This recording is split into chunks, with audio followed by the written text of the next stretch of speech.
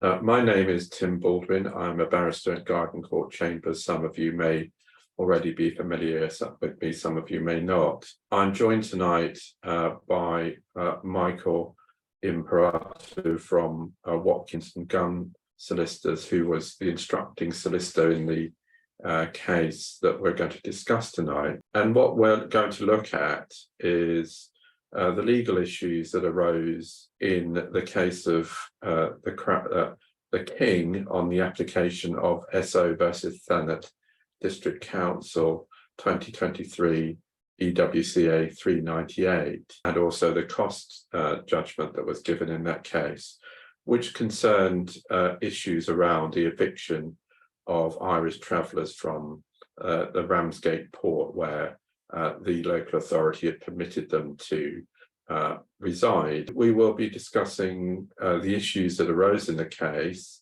also the sort of slightly nerdy cost issues that arose in the end, and also a consideration of the wider implications of the case in use of powers to evict gypsies and travellers from tolerated sites that are informal arrangements. The way that this seminar is going to run tonight is Michael is going to start with the seminar, and Michael is the director and the head of the public and administrative law team at Watkins and Gunn solicitors, who are based in Cardiff. I understand it now. They've moved around recently, but that's where they are.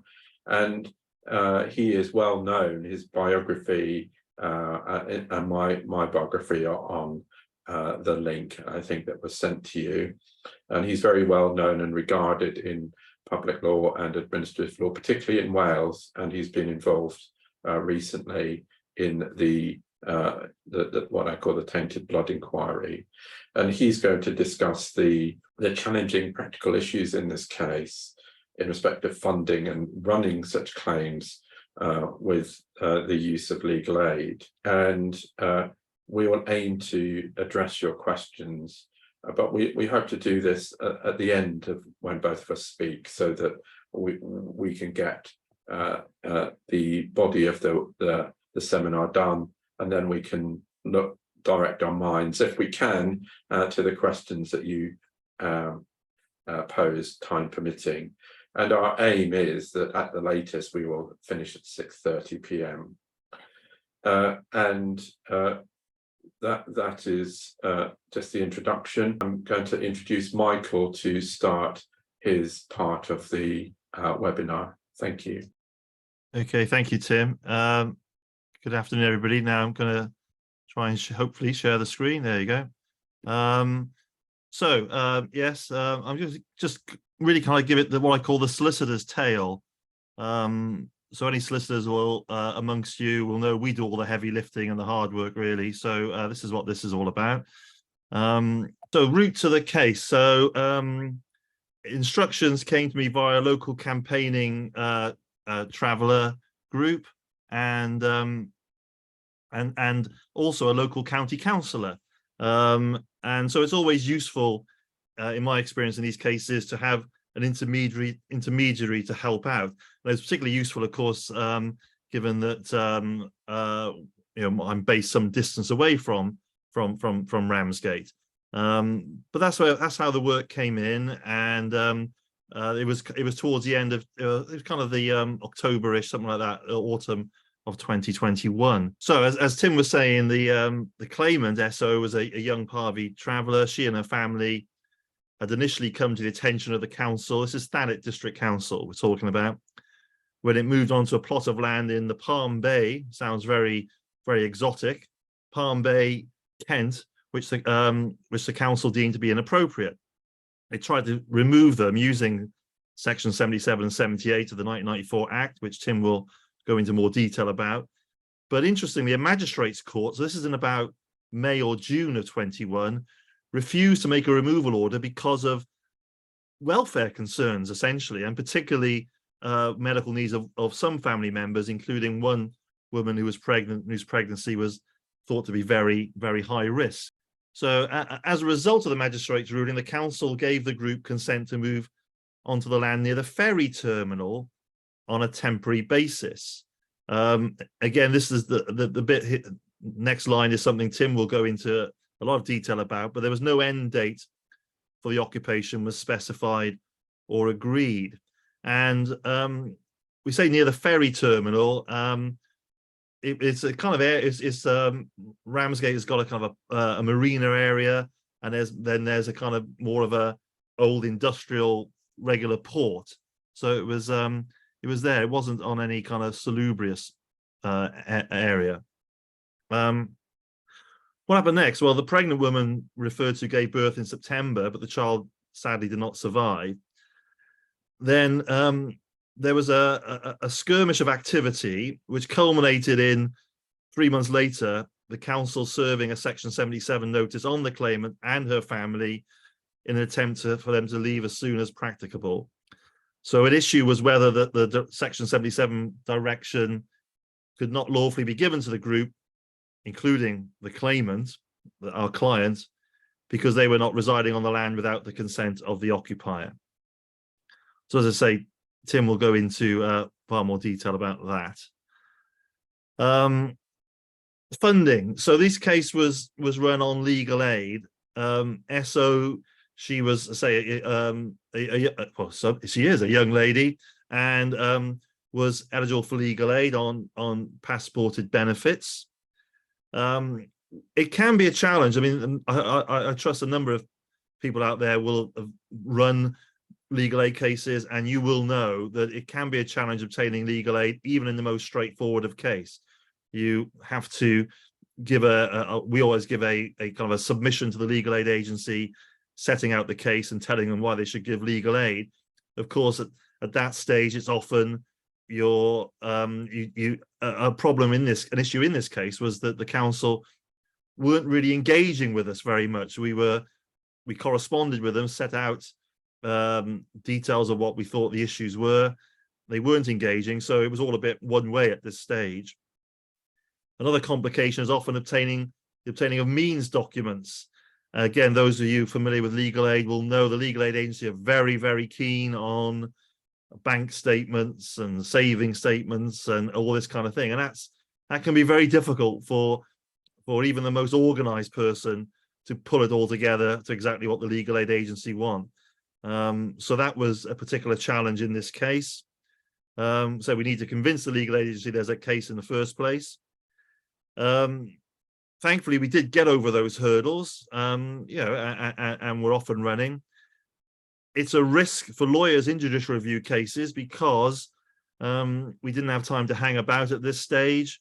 We had to move very quickly towards the issuing of proceedings, and as again, some of you will know, if you issue proceedings and don't get permission in a judicial review, then you get penalized on the costs. In fact, look, much of the costs you've ratcheted up, issuing and getting the case into the court system won't be recoverable. So that is a real, and that's something which I think is a big, big barrier to lawyers doing this kind of work. Although some of us are still nuts enough to do it.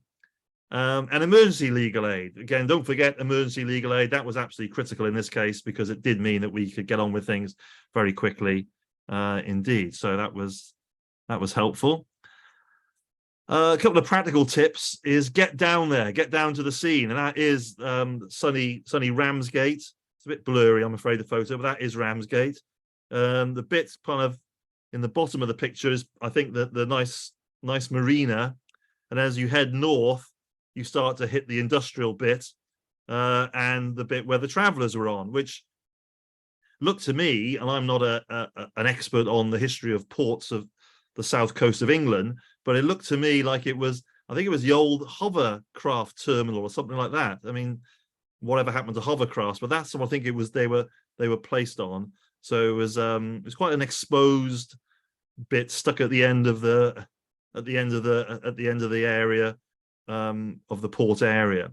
So, but it's absolutely vital, this is an obvious point, absolutely vital to get down to there to see for yourself what the locus is, even if for me it was a a 6-hour rail journey just one way to get there and 6 hours back.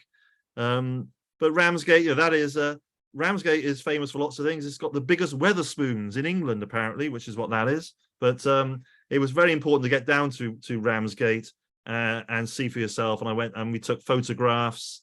And these photographs, of course, then make their way into the JR bundle and months later, a year later, being poured over by Court of Appeal judges. But that was something I think is absolutely essential to do. To understand the locus itself is quite an obvious thing to do. Next thing is get a good barrister. There might be some of you who are old enough, as old as me, to remember Rumpole of the Bailey. We had our own Rumpole in Tim here. So yes, I mean, it's absolutely vital straight away to get somebody who knows their way around this area of law. It's very specialized.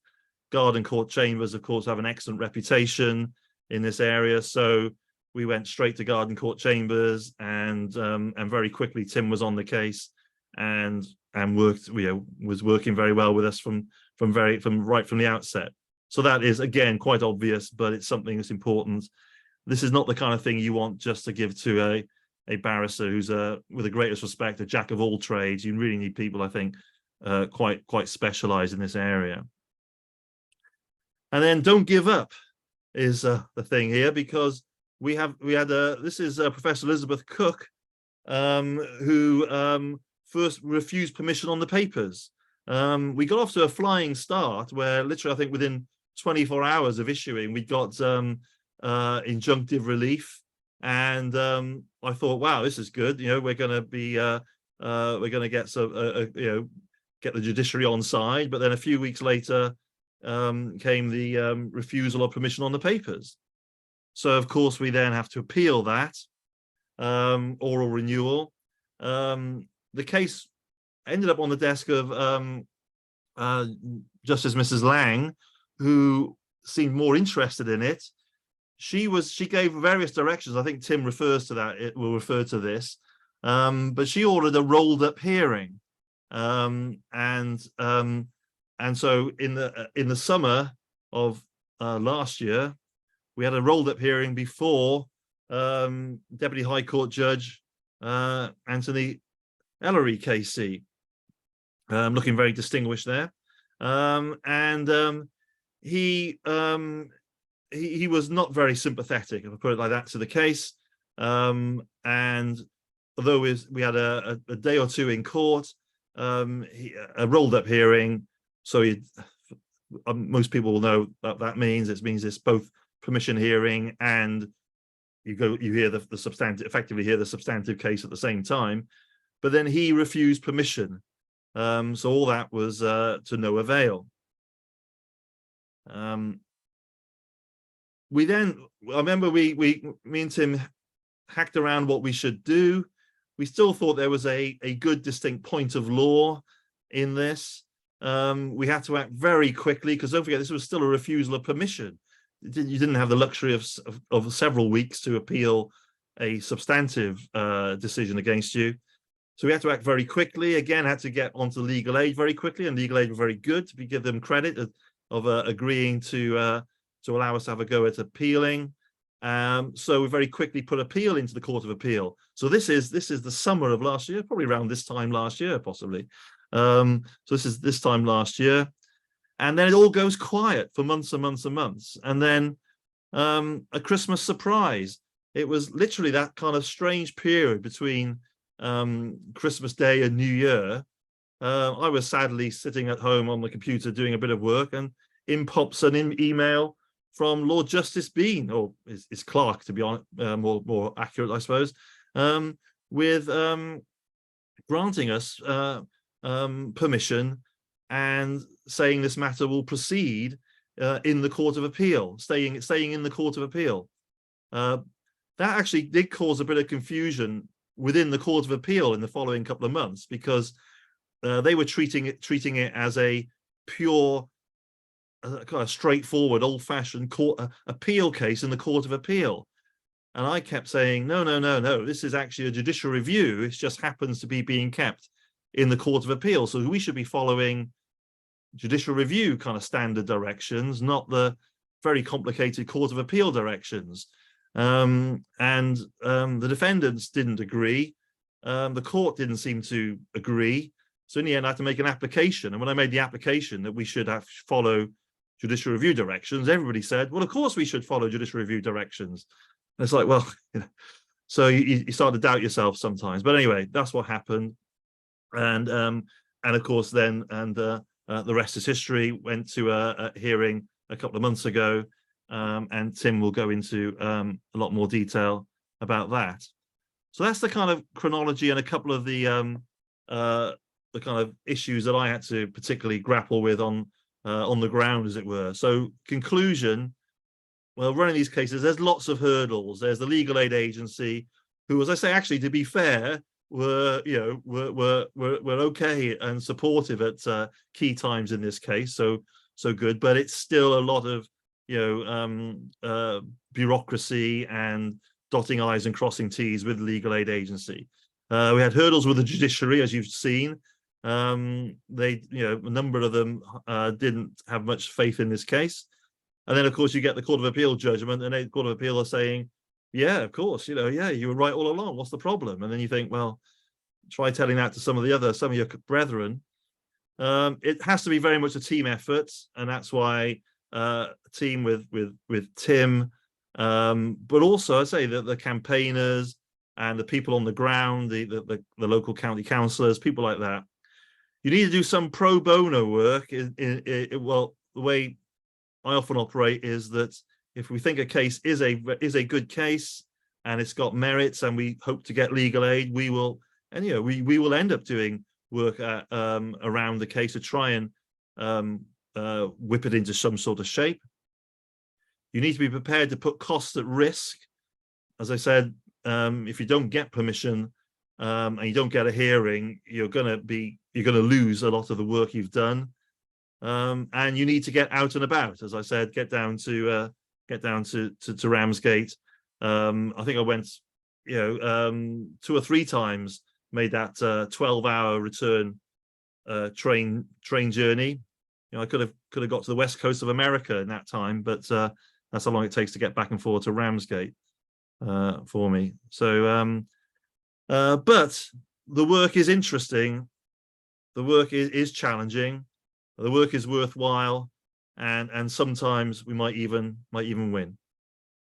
Okay, I hope that's helpful, and I'll hand you over now to Tim to take you through some of the legal stuff in a bit more detail. Thank you. Thank you, Michael. I'm just going to try and share my screen. Just hold on a second. You should see a screen with Gunn Court logo on there. So the topic for this webinar is a little bit niche, but we felt that because very little is said these days about traveller cases, and since this one was an unusual one, and that it stepped out of the dark, so to speak, and it raised an issue that has been floating around, I think, in the background for a while, but never fully ventilated before the courts. And I think it's important to look at this as a case study for work in respect of travellers' rights, and to use this as a case study that you can, in the end up with a positive outcome, despite all the world sometimes feeling against you. And you'll see at the end that I'll also talk about the potential implications for it, including the relatively recent changes in the law. So in this part of the seminar, I'm just setting up this sort of roadmap of what I'm going to try and cover. And that is the legal framework in which this case developed, and what I'll call the choice of power by the local authority. Within it came a really thorny issue, and that was in respect of who is the group that this litigation was targeted at who were the relevant McGinleys, because it was the broader McGinley family that the Magistrates Court directed should be permitted onto the site to give support to the mother who was having the difficult problem with the birth of a child. And it was noteworthy the level of compassion and sympathy that the magistrate gave the family, and that it wasn't just that the woman and her immediate family herself should be provided with a site, but that the wider family supporting her and the children and so on and so forth should be accommodated in some way by the local authority. So one of the issues that arose in this case, well, who were the McGinleys? Who were the people who were permitted onto the land, and when did they arrive, and how was this all sorted out? And I don't really think, even as of today, that the local authority really got to the bottom of that. Who were the landowners, and was the site suitable? An issue came up in respect of that matter. And what were the initial grounds of the challenge? How did we try and challenge this decision to evict this group of travellers, given the limited amount of information and evidence that we were able to gather at the time? And how could we deal with this, particularly since the local authority were disinterested with engaging with us, disinterested in responding to the pre-action protocol letter, generally not concerned with any legal challenge. That's what it felt like at the beginning. It felt like they didn't really want to engage with Michael and his team of lawyers, and also the local councillor, and also those supporting the travellers on the site, the local Catholic Church, and so on and so forth. Then what we'll look at briefly is the decisions in the High Court and how permission to appeal was given and on what terms. Then, after all of that, I'll just introduce the cost dispute to you, because there is even a separate case on that issue. It became a punch-up in respect of that. Then what we'll look at the end is the implications of this decision in respect of tolerated sites, especially sites that were toleration was given during the COVID-19 pandemic, and whether those are still tolerated, and whether an eviction has occurred from them. Also look at a little bit at the amendments to the Criminal Justice Act 1994. Some of you will be aware of the changes that were introduced, the new section 60 amendments, and particularly section 60C, and in the context of the whole of the operation of the Criminal Justice and Public Order Act, whereby effectively criminalising trespass by travellers, and looking at consent and liability and the implications of this case there. And also what was encountered was that during this process, although we managed to secure interim relief stopping the Magistrates Court proceedings, so a stay on that, pending the appeal of the decision, the local authority agreed not to enforce. But during that process, a number of applications as homeless for the travellers were made, and really how this litigation and the attitude of the local authority to those applications were resolving themselves. So what power are we looking at? And the local authority chose to use Section 77 of the Criminal Justice and Public Order Act. And on the face of it, if you look at the heading of this provision, you wonder why on earth were they using it? Because it is a power. The local authority have a range of powers that they can choose between. to direct unauthorized campers to leave land. So they are the people on the travellers on the land were not unauthorized, they were authorized to be there. And subsection 1 says if it appears to a local authority that persons are for the time being residing in a vehicle or vehicles within a local authority's area on any land forming part of a highway, on any other unoccupied land, or on any occupied land without the consent of the occupier. Now, I've highlighted the last bit because clearly the Ramsgate port, unlike Palm Bay, Ramsgate port, people of the McGinley family, including SO, were invited onto the land and facilities set up by Thanet District Council. There were arguments raised by Thanet during the proceedings that it was not 77(1)(c) that was the relevant bit of the provision. It was 1(b). It was unoccupied land. The problem with that argument was that Thanet District Council owned part of the land, and they also leased part of the land that represented the site. So they were identified clearly as the occupier, and that they'd invited the travelling families onto the land.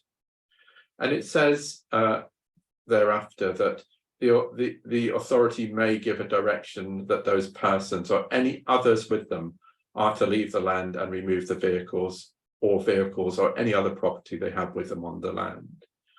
So primarily this piece of legislation is aimed at unauthorized occupation of land. And on the face of it, one would think that if there's an occupied land, that is local authority land that a local authority invites travellers onto with their consent, that this power is not really available to them, because they can only really give the direction if that occupation is unauthorized, there's no consent. So the question here arose, well, can you firstly withdraw that consent? And if you can, what sort of notice do you have to do? Because it's not obvious on the face of the legislation, the power that the local authority chose, that this was the right way of going about it. But the reality is that Thanet District Council had dealt with this group of travellers, this family, for a while, and there was a lack of sites in the Kent area. There was nowhere really for them to go, and that they were unfortunately forced to occupy land where they had no consent to do so. But now, because of the medical needs of one of their number, that the local authority consented to them occupying the land on the port. It is the old hovercraft site. It's unused, it's undeveloped, and it's there.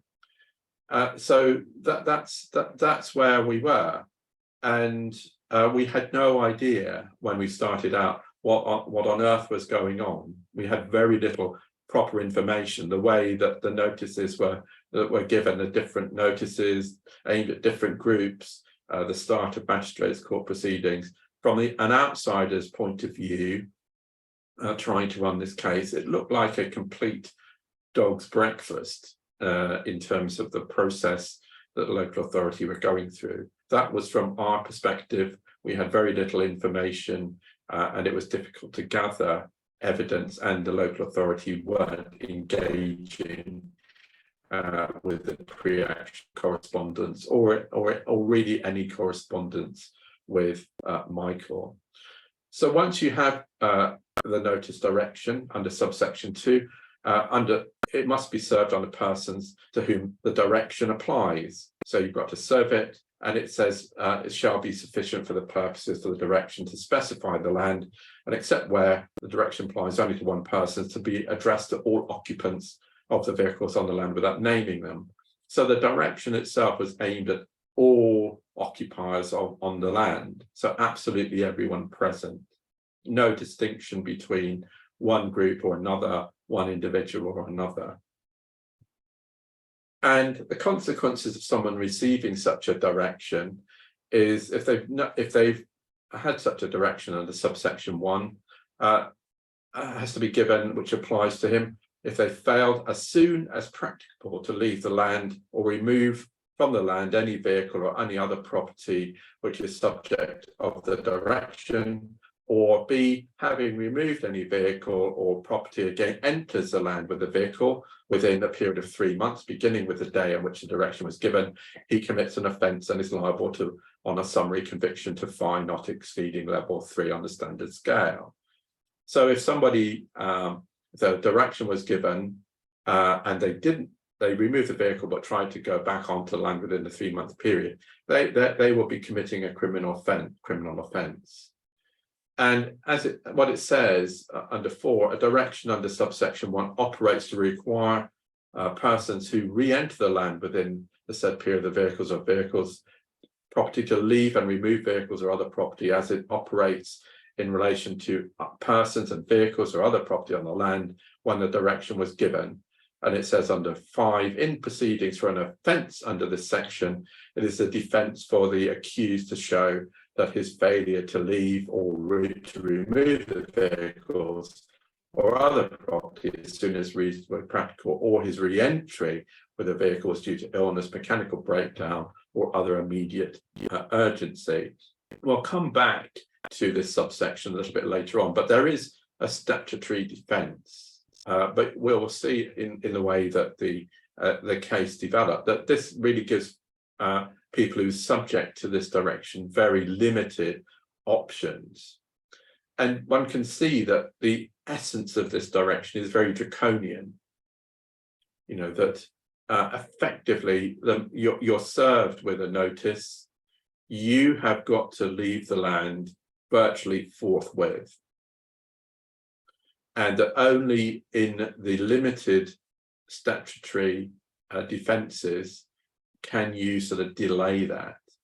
The process is that once, this is just the definitions, we don't need to worry about that too much, but the process is that once there's a direction for unauthorised campers to leave the land, and you have to remember that as it stood, the McGinley family, the family of travellers on this land, when given the directions, understood that they'd been given consent to be there.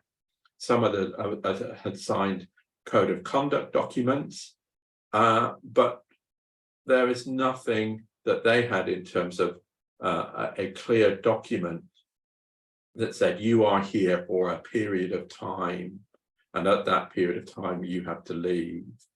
It was all on a rolling basis. And once a notice is served to leave the land, then if somebody doesn't leave, then the local authority turns to section 78 of the Act. And that is orders for removal of persons and their vehicles unlawfully on land. So the process here is that you serve the notice, you give people an opportunity to move. This provides the local authority to apply for orders from a magistrate's court for the removal of the persons and their vehicles unlawfully on the land. So that was the process that was engaged in at Palm Bay, and this process was started in respect of the notices served on the travellers. And the order under this section can order a local authority to take such steps as are reasonably necessary to ensure that the order is complied with, and in particular may authorise the authority, its officers and servants to enter into the land and to take in relation to any vehicle to be removed pursuant of the order such steps for securing entry, rendering it suitable for removal as may be specified. So you're in a situation where it's quite draconian order that is made, and it says the local authority shall not enter upon any occupied land unless they've given the owner occupier at least 24 hours notice of their intention to do so, or unless after reasonable inquiries are that they are unable to ascertain their names and addresses. So it's a very quick, draconian process. There's a limited level of supervision by the court. It's a magistrate's court decision. And you can see that if there's an obstruction of the exercise of this power, it's backed up by a criminal conviction. And it talks about a complaint is made, summons issued, requiring a person to appear at court to answer the question. And they can be occupants of particular vehicles on the land, or all other occupants of vehicles on the land in question without naming them. So even people who are not necessarily clearly identified under the summons that they should attend. And you can have warrants for arrests and so on and so forth for the defendant failing to appear. In respect of another provision that became relevant, and that is Section 79 deals with issues of how specific service of both the direction notice under Section 77 and 78 occur. And that became an issue in the case because people weren't served directly, it wasn't stuck on things, there was nothing posted. It was unclear whether both the notice was properly served on some occupants on the site, who were the various notices that were served aimed at, who was the summons served on, who was it aimed at, and how was it attached to the vehicle or at all. And there is quite a lot of guidance available to local authorities, and this has evolved over time as to the use of Section 77 and the choice of methods of eviction, guidance on the powers of how they're supposed to be exercised, and particularly when considering human rights, equality and welfare issues. And these are what I've identified here is the three key sources of guidance. There's the unauthorized camping Department of Environment circular back from 1994, guidance on managing unauthorized camping, the 2004 guidance, and guidance on effective use of enforcement powers, and the relevant bits of the guidance that were referred to in the court proceedings are identified there. And generally it talks about antisocial behavior and using the powers there, even if an encampment may be considered temporary, authorized in some way. But there's nothing in the guidance as to the use of the power when there's been consent to occupy the land and that consent is withdrawn, as to how this power to remove people who effectively are identified as becoming unauthorized occupiers, that they're persons on the land without the local authorities' consent, how you're supposed to go about the exercise of this power, given particularly that you have a wide discretion of choice of power and you have other powers upon which you could recover possession of the land. So the dispute that happened, so the wider McGinley family. So it wasn't just as I said, it wasn't just the mother having troublesome pregnancy was invited onto the land and their immediate family, but the wider family giving support, looking after children, so on and so forth. And they were identified as the McGinley family. And there were a large number of McGinleys. And it was even the local authority in their evidence said, well, we dealt with these people for a long time, but we don't know who is the right McGinley. It's very, very difficult to identify who is related to who. And that is a kind of very insensitive approach in some senses to the structure of traveller families and the relationships that develop over the year within the travelling community. So the identification of members of the family, people who would be subject to this eviction process, was uncertain, and I'll identify why that became an issue. And that is that the way that the local authority approached it was that they did an equality impact assessment carrying out whether this was a suitable temporary site use of the land. The reason why this may have been chosen is that previously this had been considered a site for a temporary traveller site. There was a whole set of decisions or consultations on this, but in the end, it was not deemed suitable. It wasn't approved, and there seemed to be, from what we understand, two ways of occupation of the site. The first in around about the May-June period, including SO and her family, the McGinleys and the person who was having problems with the pregnancy, and another in around August 2021. And Thanet alleged that the second group was an unauthorised group. Within that group, there were people who were related to the McGinleys, and that the second unauthorised group were a group causing problems with and alleged antisocial behaviour, which was never proven and developed, alleged criminal damage on the site, and so on and so forth. So the allegations of antisocial behaviour were aimed at the second group, not at the first group, including SO and her family. And what happened was that the local authority issued a notice on the 28th, I think it's around about the 28th of September 2021, the first notice. And this is the wording of the notice: all occupants land Ramsgate Marina, Military Road, Ramsgate, CT11, the land. There was a lack of clarity at that point in time as to compliance with Section 79 and who it was served on, and that in October 2021, a complaint was laid under Section 78 of the Act, and it was served on everyone, including SO, directing them to attend the magistrate's court. So families, the McGinley family went to the magistrate's court and said, "Look, we're allowed to be here. What's all this about? Why are we being targeted?" And that's really how it all kicked off. And there were several adjournments of that hearing.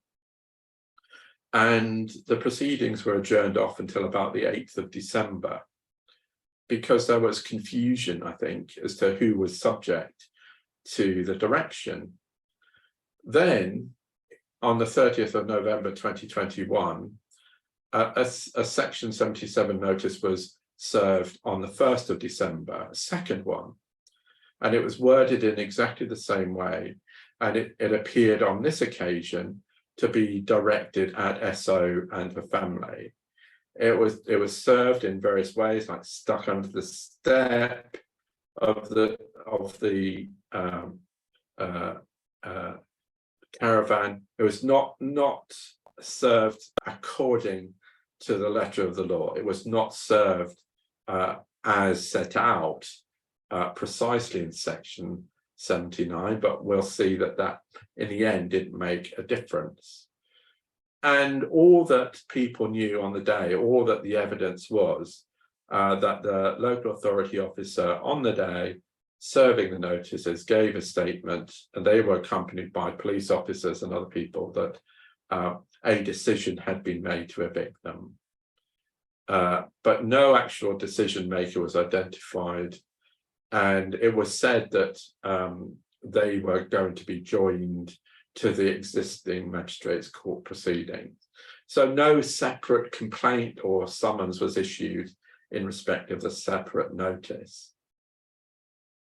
And to this day, we haven't identified who the actual decision maker was, but that was the evidence, and that was the evidence even before the Court of Appeal. The local authority weren't able to produce an internal document that said so-and-so with particular authority made this decision on such and such day. That has never been produced. And so we were in the position at that time that 2 notices had been served. Everyone was subject to proceedings before the magistrates' court with the draconian powers of the magistrate, and proceedings were set for the 8th of December. So between the 1st and the 8th, we had to act, and pre-action letter went, everything that we could have done before issuing a claim, we did. The local authority refused to agreed to adjourn the magistrates' court proceedings. They didn't engage with the pre-action protocol. The solicitor was saying, I'm on leave, so nothing. There was no engagement. I think that's fair to say. No real engagement with the pre-action steps. So the claim, I missed something. So we issued the claim. We got interim relief from a High Court judge, and the claim progressed.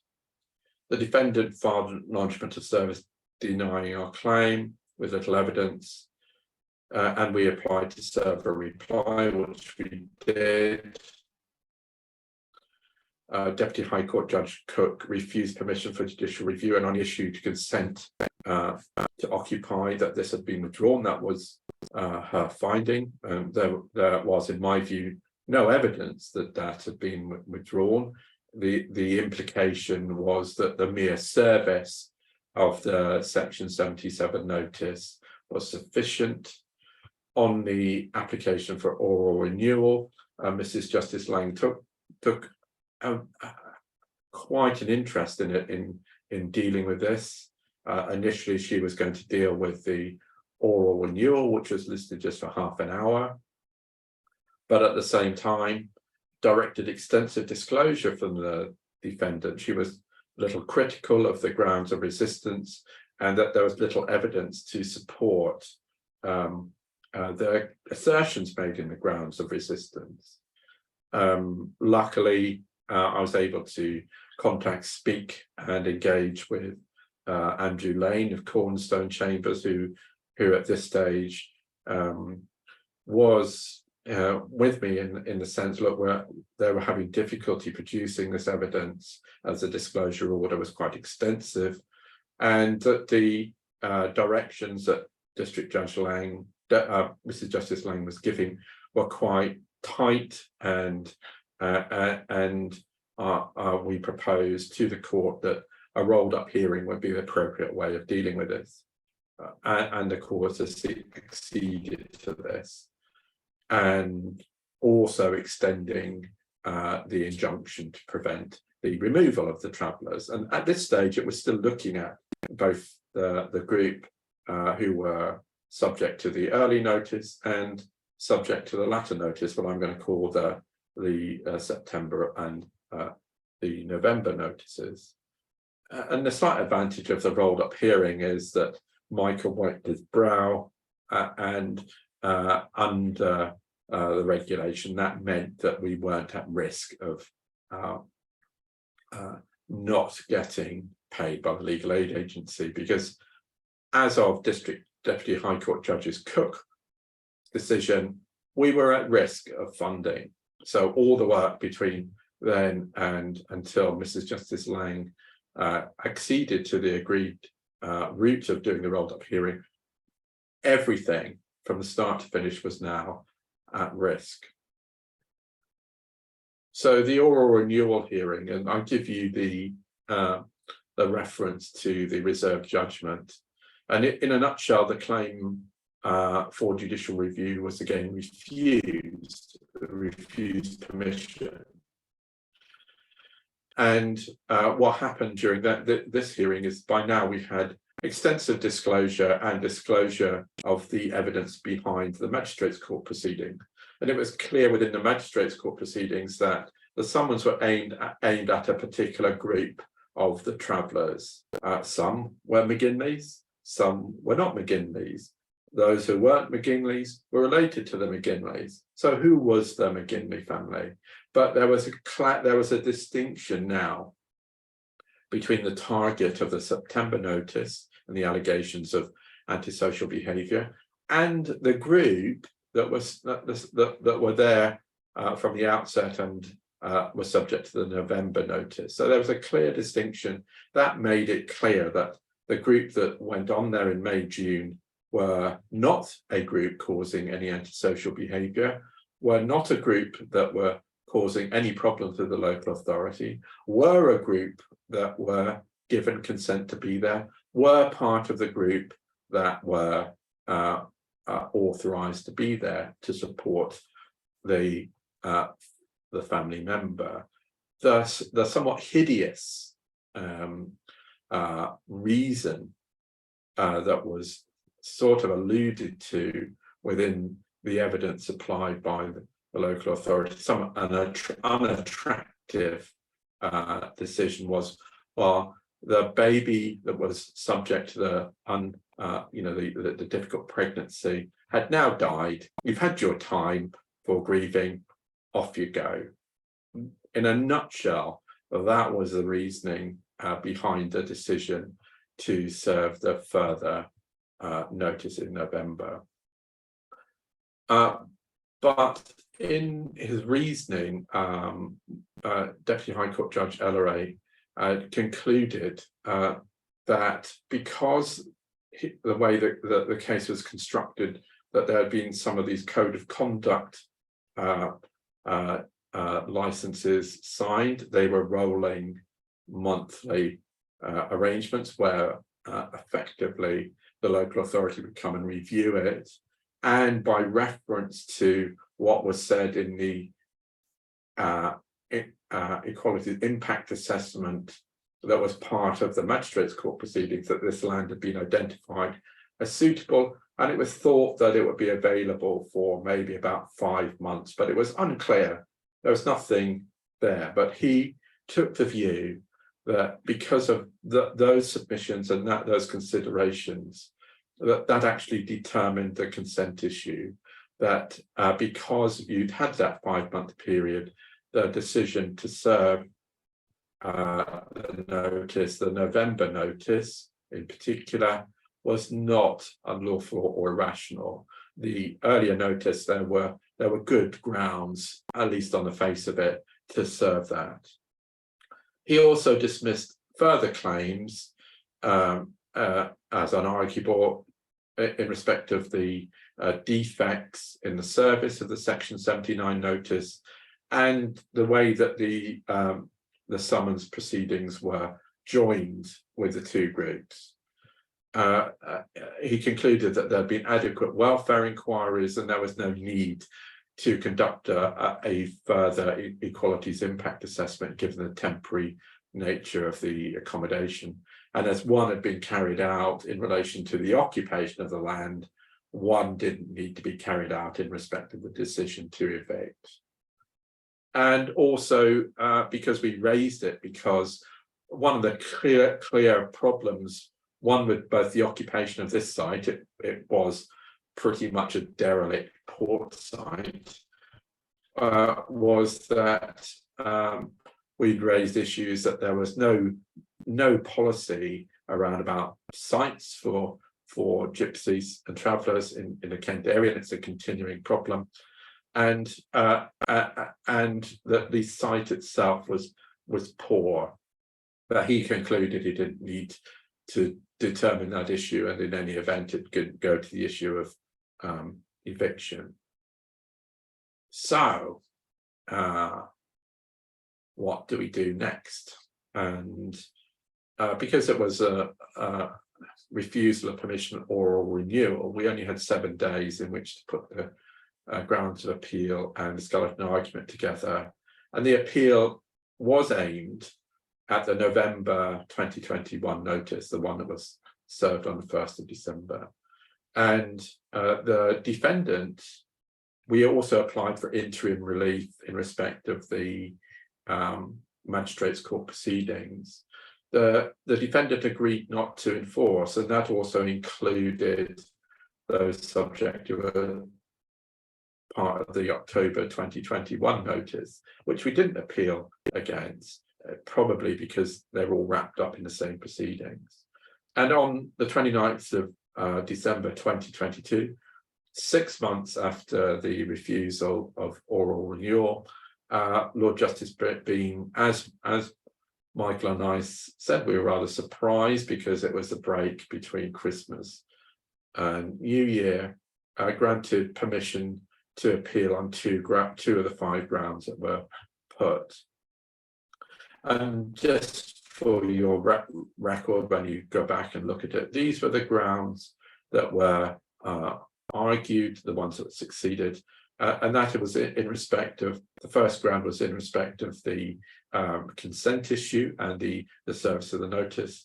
The second ground was in respect of an evidential issue that was prayed in aid, and that was from the local authority councillor about the dispute in respect of the withdrawal of consent. No one was aware of that.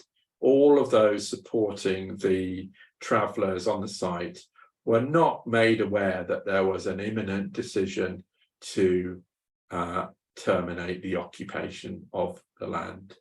No one, even though they had been engaging with the local authority, making representations to them, engaging with the county council. So I've set out what Lord Justice Bean's decision was here, and he said on ground 1, raises a point of law as to whether a temporary consent to occupation must be withdrawn before service of a section 17(7) notice. He said on this, on which the appeal has a real prospect of success, since the decision under appeal was given in a rolled up hearing, I don't think there's any useful purpose in that would be served by further hearing of the administrative court. So what he effectively did on this ground was give permission to appeal, and also permission for judicial review, and for the judicial review to remain and be heard in the Court of Appeal. He said that ground 2 may add little to ground 1, but it won't prevent the appellant from raising it in the court, because it adds to the idea that absolutely no one was aware of the consent being withdrawn, and nobody involved in the support of the travellers were either. On the other grounds, I just put it in there just to show how he dealt with those other grounds. As Michael said, the confusing element of this was how this was all dealt with. And it came before the Court of Appeal. Can't even remember when it was. It was the spring of this year. A couple of other things that should be added, that the interested parties in this case were the Kent County Council, that being because Kent County Council was a social service authority looking at child welfare issues, education, so on and so forth, whereas Thanet were just a district council, and that related to some of the welfare issues that were raised. The Crown Estate was added as an interested party because part of the land on which the site was placed was leased by Thanet Council from the Crown Estate, because it is a port authority, and it turned out that the Crown Estate didn't know anything about the site, and were happy for the site to be developed into a temporary traveller site, but were wanting damages for breach of the lease from Thanet District Council. And finally, the Magistrates Court were joined in as an interested party because of the stay. But we had a hearing. There's a neutral citation there, and it's in the weekly law reports and Times Law reports. And the take-home message was that we had to conduct this hearing as if it was a judicial review. I had to reformulate on my feet the two grounds on which we were given permission as a judicial review ground. I said that we didn't really need to go into the second ground, but it's just there. The key ground was the issue on the point of law.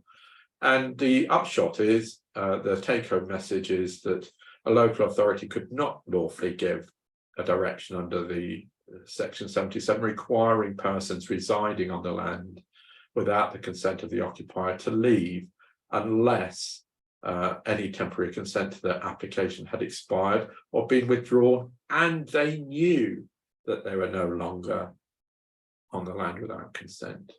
So they had to know ahead, it had to be communicated to them that if they had consent to be on the land, it was withdrawn before any such notice could be given.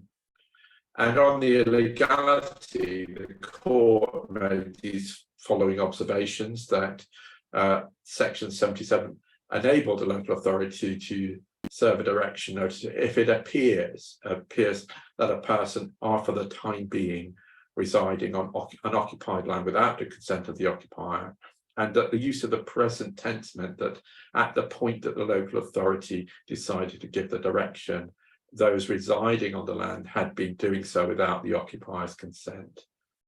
But it said that the local authority was not empowered to give a direction of the recipients on the land with consent that would expire once the direction had been given. So in essence, that the service of the notice itself was insufficient to give a notice that consent had been withdrawn. There had to be a prior stage.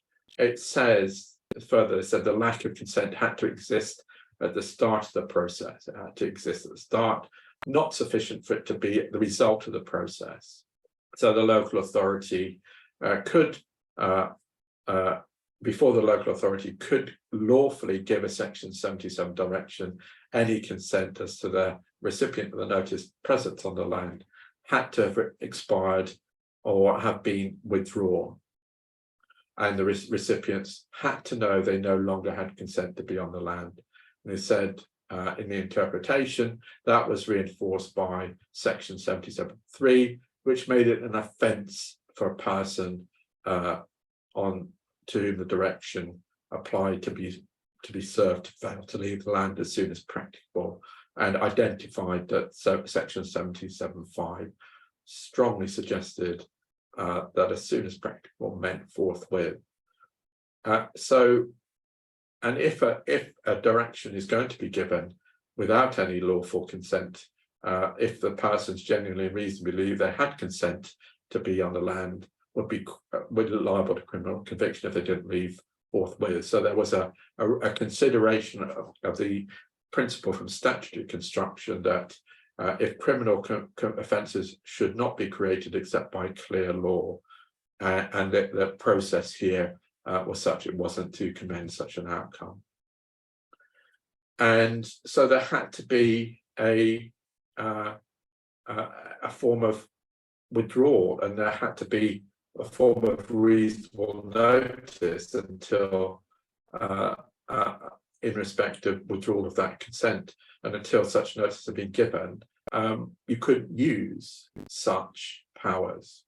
And it reinforced the idea that a local authority exercising its public law duties had to act reasonably fairly and in accordance with duties to consult before making such a decision on withdrawal of consent, and inform people of that decision and give them reasonable time to vacate the land before they became liable. But in this case, the local authority made no such attempt. In the end, the notice was quashed, and all the travellers, even the ones who were subject to the October earlier notice, are still, as I understand it, present on the land. And a taster of, in this slide, which you can read at your own leisure, this was a taster of the argument. The Court of Appeal were robust with me, but they were to use an inelegant phrase, they were more robust with the local authority. So we had that. So we thought, oh, all fine and dandy, we've won on that. But then a punch up occurred in respect of costs. And that, it was complicated because we had High Court proceedings, and then Court of Appeal proceedings that were in effect High Court proceedings, but with 3 Court of Appeal judges. So the defendant accepted that they were liable to pay the claimant's cost of the appeal, but not for any of the costs of the claimant in the High Court. And what they attempted to do was dissect away the nature of the proceedings in the High Court from the nature of the proceedings in the Court of Appeal. They were effectively saying that the issue of consent and withdrawal of consent only arose within the High Court proceedings. It wasn't there beforehand, and that they argued that what should happen is the claimant should pay their cost as ordered previously in the High Court, and these should be set off against any costs awarded in the Court of Appeal. As this issue could be resolved, this led to further written submissions, and the basic argument was from us, based on authority, that the defendant, we weren't successful on all of our grounds, but we were successful on the real core ground, the real substantive issue, and that the defendant should pay 60% of the claimant's costs in the High Court, and there should be no set-off. And it led to another judgment on this, a cost judgment.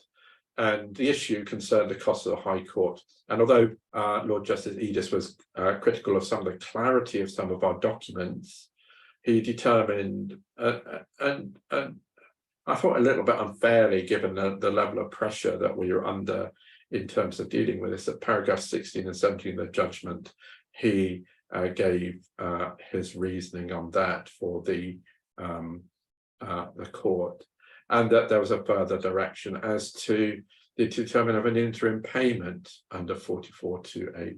It's something that people forget, but if you're subject to a detailed assessment, that you're entitled under the rules for an interim payment.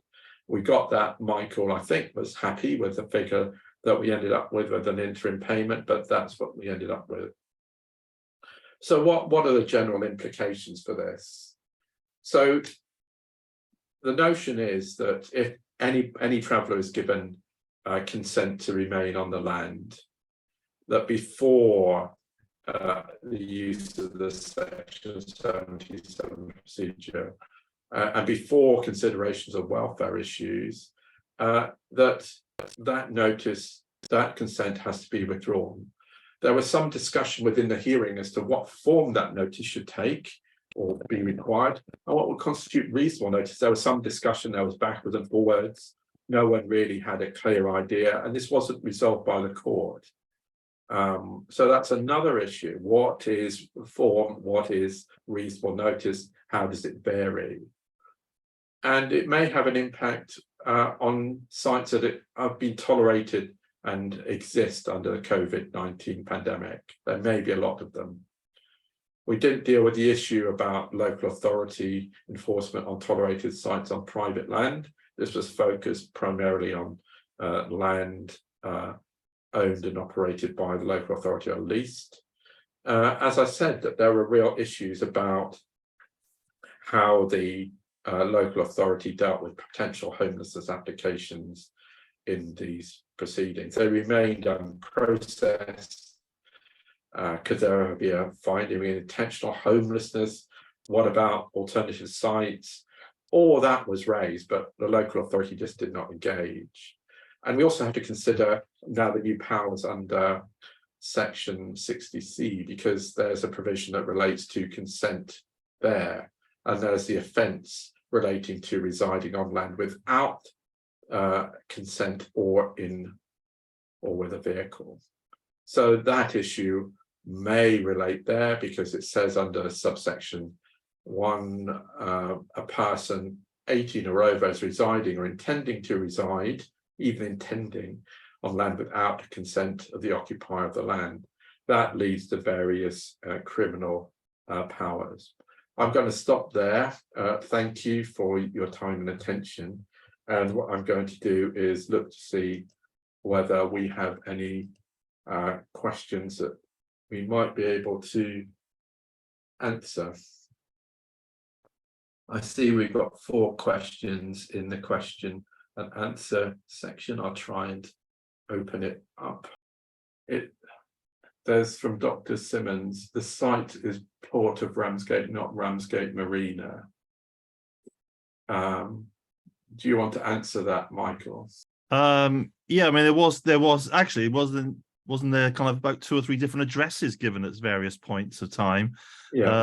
It actually is, they're literally just up the road from the marina. So yes, it wasn't in the marina, but they were just up the road from there. But there was, I think, almost like 2 or 3 different versions of what the address actually was, which again added to the kind of, you know, vagaries at the particularly at the beginning of the process, wasn't it? And also, I think the fact that part of the site seemed to move a little bit during the proceedings, because there was this the land that there was part of the land that was owned by Thanet itself, part of the land that was owned by the Crown Estate but leased to Thanet, and it seemed to be that it was never clear precisely where the travellers were located on the land, and it turned in the end on really what the postcode was. It wasn't Ramsgate Marina in the sense of the marina bit. It was Ramsgate Port, but identified on the notice as Ramsgate Marina. But I think we got to the end when maps were identified, when it was clear on the notices that were served and the map that was there as to what the land was. Mary asks, what is a rolled up hearing? Just to answer that, what happens is that normally in judicial review, unless the court directs a hearing, the first decision of the court is to determine the issue of permission for judicial review just on a review of the papers and evidence. What the court has the power to do in certain cases, particularly if there are issues of urgency, is to direct either at the first stage on permission or at subsequent stages to have what is called a rolled up hearing. So that what that does is give the court more time, because normally on what's called an oral renew hearing you have 30 minutes and it just deals with the issue of permission. But a rolled up hearing rolls up the issue of determining permission for judicial review, and if permission is granted, then a determination as to whether remedies are granted. Sort of, for example, you could get permission to judicial review and a declaration the act is unlawful and a quashing order all in one, or you could get permission for judicial review but refusal of permission for judicial review. So it's a process that the administrative court operates to deal with all issues at once in a hearing. The Rwanda judicial review, the first instance case, was a rolled up hearing dealing with the issue of permission and the final remedy. Jack. Sorry, can I just say, Tim, an advantage, is for funding wise, as you said earlier on, that you lose the cost risk if you get the oral, because it's a hearing which the court has said they're going to hear stuff. So as opposed to an oral renewal, which is when you, the claimant, are asking for a hearing. So that's it. And also, it moves things on far quicker normally. But there's pros and cons. I mean, it also means it's all a bit of a race to get yourself ready for it. And but it has its advantages. A rolled up hearing has advantages to it. There's a certain Jack Felvis, I believe, was involved in some of these proceedings. He's a paralegal who worked with Michael on it, and he's going off in October, I believe, to train as a barrister. I tried my best to dissuade him, but obviously I did. He said, "Hello, thank you for the webinar. Court of Appeal wasn't required to consider in this case what period of reasonable notice would be, so for the observer need to be one decided in line with public law duties and not based on contractual relationships. Would you have any thoughts on what reasonable notice and what factors should be considered? You were there, Jack, and you saw the pressure that Lord Justice Underhill put me under on this. But I think there is something to be learned in respect of reasonable notice, in respect of homelessness cases and temporary accommodation. The factors I think that have to be considered is, one, the length of occupation that there has been on the land up until that point, the sort of what is established around people, you know, whether there's a support structure, so on and so forth, the size of a family, for example, if there's a family with a large number of children versus a single person, what is there in terms of the impact on the welfare, for example, of the children now in school, if there's an ongoing relationship with a doctor or something like that, so health concerns. And I think now the fact, well, if they are evicted, where are they going to go? Where are they going to go? And what are the consequences if they do leave? The consequences now, if they do leave and have to go on to another unauthorized site because there's nowhere for them to go, or they have to camp on the side of the road, is that they could automatically be committing a criminal offence. So it's going to be a very flexible thing, and it's also going to be, there's going to be a lot of considerations to be had there. It's going to have to take account of all these relevant matters, including the fact that they don't have anywhere to go, and the risk that by evicting them from there without good reason, and when the site was deemed to be a good site and when the Crown Estates were happy for it to be developed, then there are a lot of factors in respect of reasonable notice, because they have to be given notice to enable them to find somewhere else to occupy lawfully. So it's a very complex set of considerations. Dr. Simmons asked another question. He said, thank you for the fascinating process someone's met the Power Bay and dreadful conditions that they have to live in. The comments about TDC, please don't refer to the previous administration until 4th of May 23. I think what has happened is that what Dr. Simmons is referring to is that the previous council at Thanet were a UKIP council, and there were a lot of concerns about the running of that council, and it's now been the control of that council has changed. I believe it's a Labour administration, so a lot of these decisions seem to be dependent on the politics of the local authority and the organisation of the local authority. It did feel at times that there was poor political supervision of the processes, but I accept that the political makeup of Thanet District Council has changed, and I'm aware of that. Galaxy A21S says, is the recording of the session available to share with colleagues? Yes, it is. You can do whatever you want with it once you have it. And it will also be on Chambers YouTube channel in due course, and probably on Michael's website at some point in time.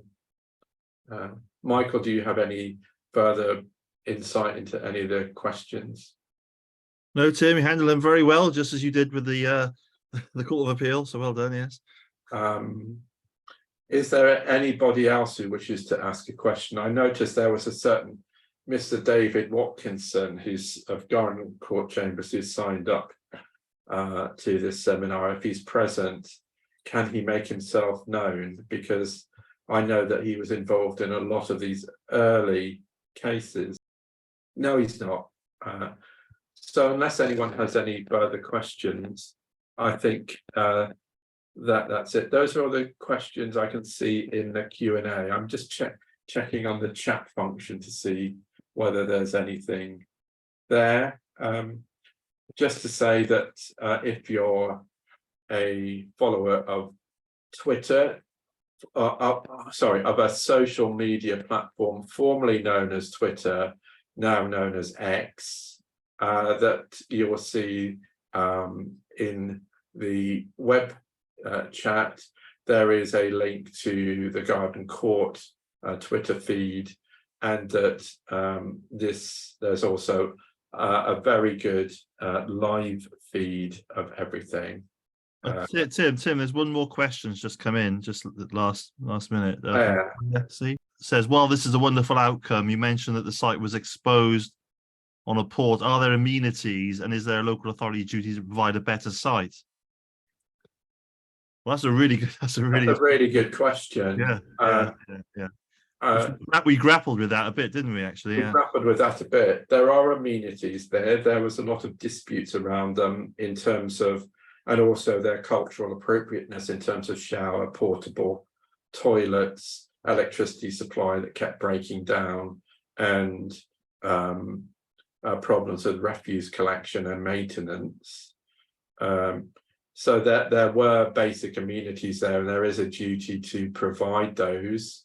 There was lots of disputes over those and over the control of access to the site, because initially the travellers were subject to some abuse, and that's why the claimant was anonymised. So there are duties to do that.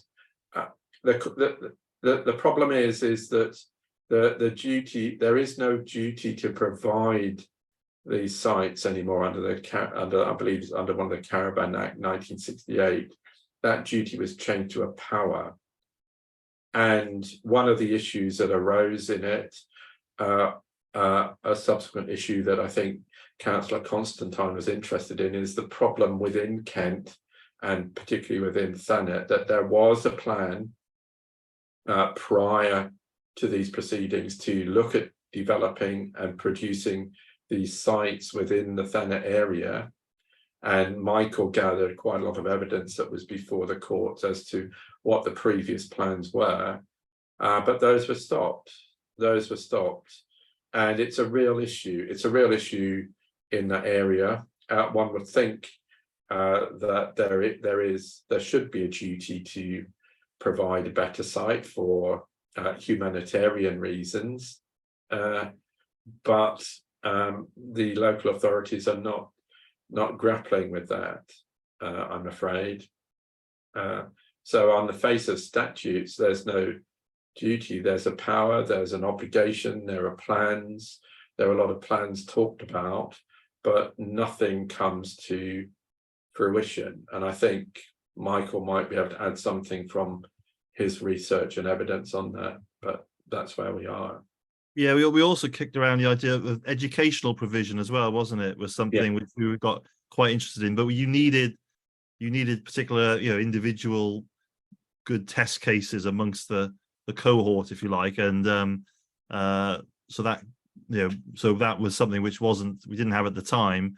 We were busy at the time stopping the eviction, so that became the priority. But yeah, it's a good question, because there are lots of these kind of extra issues floating around, which is lawyers need to be aware of. So so it's a good point and a good question, and something we did grapple with back and forth with ourselves and with the councillor and campaigners. I mean, the difficulty was because Thanet is a district council, and even though Kent County Council were an interested party, to get people to come forward within the travelling community, raise these issues with the local authority when there was uncertainty as to whether they were going to be there, was difficult. So these issues a lot of these issues are there for the county council to grapple with. And I think as well, in some communities, particularly the traveller community, sometimes that there is suspicion of local authorities and what they will do. Those issues were raised, those issues are continuing, but a lot of the social welfare issues like education, health, care needs are issues that are outside of the control or duty of Thanet District Council. Thanet District Council really a land authority with much more limited powers and much more limited obligations and powers than Kent County Council. I think we've just got a comment from Mary thanking us. I think unless there are any other burning questions, I think that's the end of this session, and thank you very much for attending and staying with us. We hope you found this interesting, informative, unusual, bit different. And as we said, that you will get a copy of the slides, a copy of the recording sent to you by email, and also you'll get a request for feedback and evaluation. So thank you for your time and attendance.